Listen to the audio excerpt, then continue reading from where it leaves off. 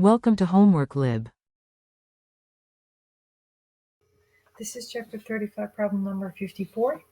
We have gas, glass, again gas, medium, and the light that is reflected from the interface of gas to glass is going to undergo a pi phase change. However, the from this interface, when the light gets reflected, since it's going from region where there's higher index of refraction towards a region where there's smaller index of refraction, it's not going to undergo a phase change. So overall, the phase difference between these two reflected beams is going to be pi. So we are looking at the constructive interference of these two beams. Therefore, for the constructive interference to occur, we have 2t twice the thickness of the glass region and 1/2 lambda over index of refraction of glass, and sub g I'm going to call it. So we're given this lambda as, let's call this lambda naught. Lambda naught is given to us as 496 nanometers in the problem. And then we're also given a little wavelength, which corresponds to an adjacent fringe. So 2t also equals, let's call this m prime, 1/2 another lambda naught ng. We know that this m prime has to be m plus 1, okay, because it says next shorter. Now, the right-hand sides are equal to each other, so therefore right-hand sides they're going to be equal to each other. M plus 1/2.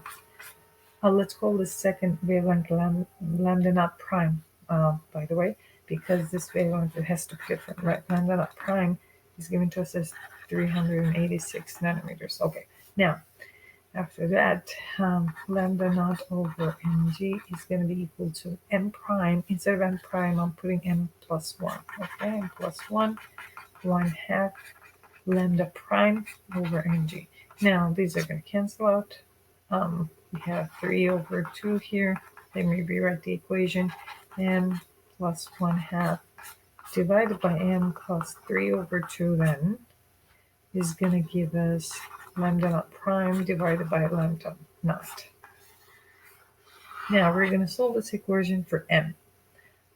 In order to do that, I'm just going to do a bit of algebra here.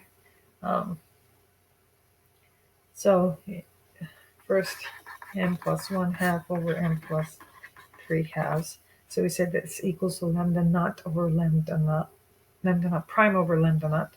So it's going to be 386 divided by 496. I'm not doing the conversion because I'm just taking the ratio. This is going to be equal to 0.778. Then this term times 0.778 has to give me this term, right? So m plus 1/2 is going to give me m plus 3/2 times 0.778.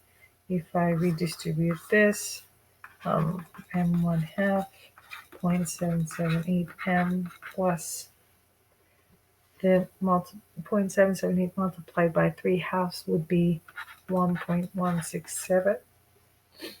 So let's take this term to the right hand side and this term that contains m to the left side. So m minus 0.778, m is going to be 1.167 minus 1/2.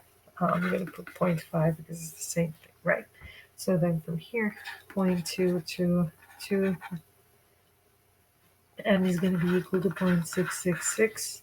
From here, divide both sides by 0.222, 0.222.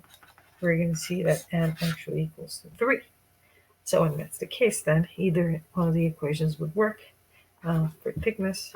So 2t equals 3 plus 1/2 times 496 times 10 to the power of -9. I use the first equation divided by 1.4. So from here, double the thickness is going to be 1240 nanometers. So therefore, the thickness is going to be 620 nanometers for our glass. This is the answer to part A. Now in part B, we are asked to calculate the longest wavelength in vacuum when there is a constructive interference. So again, longest lambda, which indicates actually that we're talking about n equals 0. So then again, to take constructive interference n plus 1/2 lambda over n glass. By applying this condition, we are also solving for the longest wavelength, so let's isolate lambda first. Lambda is going to be 2T over m plus 1/2. So twice the thickness that we calculated, 620 times 10 to the power of -9 meters times 1.4 divided by 1/2. Then what we have for wavelength, the longest wavelength is 3,472 nanometers.